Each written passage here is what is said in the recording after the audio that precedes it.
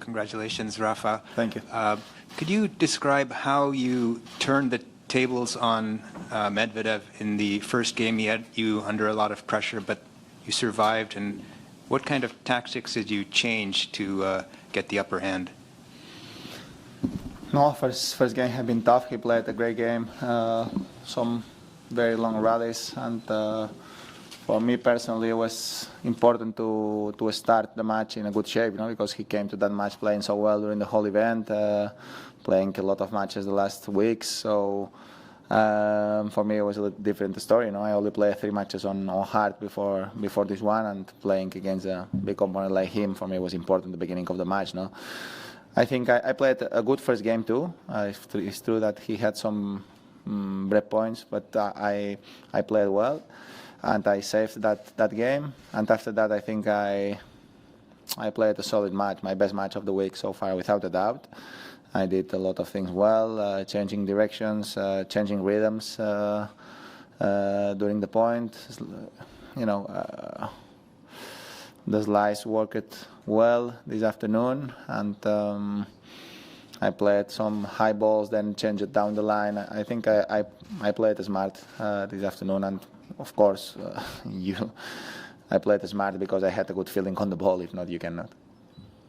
Rafa, you obviously won here in 2005, your first hard court tournament as a teenager. If you could go back and tell that Rafa something 14 years later, knowing that you won again, what would it be? No, Rafa did it very well, so I think probably better if that Rafa will not hear my advice, But I think it's not. The words are important, but most important things are the examples that you have around you. People that you have diary around you. That's the best advice possible. And that's it. I think I have been always around good people and good professionals that help me in all terms, and I think I have been enough humble and smart to listen all the time to the people that are older than me and have a better knowledge than me on the life in general, and at the same time on tennis. Rafa, congrats on the amazing performance today. I think in May you were coming through a tough stretch for yourself with injuries and whatever. You were just coming through it, and you said to the press then that there were some injuries people knew about and some they didn't. I've always been wondering if you could talk about what those ones that we don't know about. We know about the foot surgery you had and No. the tendonitis. Not, of course, I don't want to talk about injuries anymore. No, I talk about injuries when I'm injured enough, and I have been injured more than what I, of course, would like to. And when I'm healthy, I don't want to talk about injuries. No, and of course, as I said at the beginning of the season, during 2018 and the beginning of this 2019, have been a lot of issues. Some of them you know, some of them you don't know, because I cannot come here and say every day a different stuff. Will be not nice for me and for the opponents and for no one. And that's it. I am healthy for a while. Since Madrid, I think I have been improving in all terms, and especially on the body. The body is feeling better, and that makes me play better too. Because my mind is focused on tennis, not thinking about if I can do this thing or another thing. It seems in matches like today, Rafael, that you get into your rhythm, and watching you from a distance, it looks like you are basically on cruise control. How does it feel when you get in that kind of a zone? On this sport, you are never under full control. Things changes very quick, and when you play against, especially almost every player. When you play Master Thousands, every single match is tough, and everybody has the potential to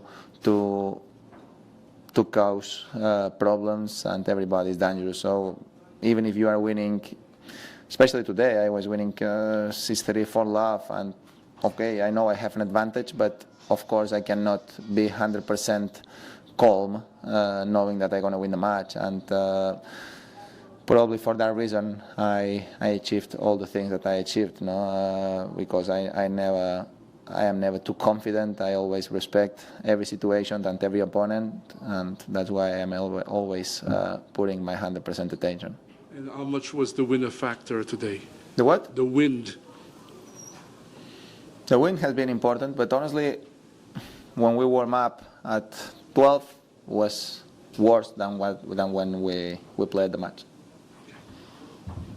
Rafael, congratulations on the victory. What makes Montreal, the city, and its fans so special or so unique? It seems like you really enjoy yourself. You've had an awful lot of success over here. What about the city and what about the spectators do you remember the most, or do you think of fondly? Every single place have a different atmosphere, different feeling. Every place is special by itself. But honestly, here I think they are very passionate about the sport, and they are very passionate about tennis. I always felt that when I have been playing here, have been always an unbelievable atmosphere out there, full crowd, and that's so important for our sport, and for me personally. Go around the world and see when I'm playing, see the court full is a big personal satisfaction. So I always enjoyed this city. It's a great city. It's a very European city, and I am lucky that I have been here during the summer all the time, because speaking with Jackie, that's my driver here since 2005. He always says that the winter is terrible. So the city is beautiful, and I always had fun to go out every evening for dinner and to walk around a little bit. Of course, he's not only a good luck charmer. He's a great man, and I am super happy when I see him always. We know each other since a long time, and it's great to have him around. Rafa, over here, congratulations, Rafa. You've gone deep in all of your tournaments this year. Does that affect how you plan next week, the U.S. Open, and the fall season after so many years on the tour like this? If I plan my planning? Yes, my going schedule? deep in every tournament. Yeah, I'm not playing that much anymore. No, I'm playing not many tournaments, and I am just trying to play when I feel healthy, when I want to play. And honestly, I have to skip things because, as I said before, I had more injuries than what I would love to. And that's the main issue. When you feel injured and you have to recover and you have to take care of every movement, then that takes you out days of tennis career, because mentally it's frustrating. So I am just trying to avoid these things. If I am playing well, if I am able to win matches, of course I have a better possibility to choose my calendar, and yes. Do you think that the seasons are too long and it doesn't give you quite as much recovery time at the end of November, December? No, I don't think the seasons are too long. What is too long is the mandatory event. I don't think the seasons are. For me, the seasons can be longer.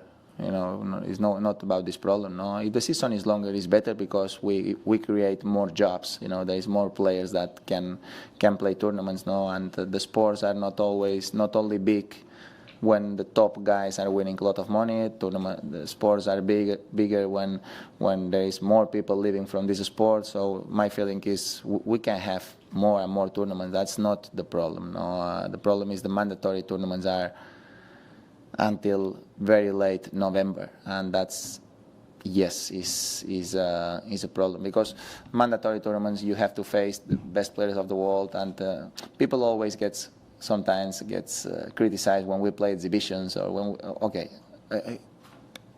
it's a different world. It's not the same to play an exhibition that to play a official tournament against the best players of the world. So for me, it's about mandatory tournaments are until last week of the season.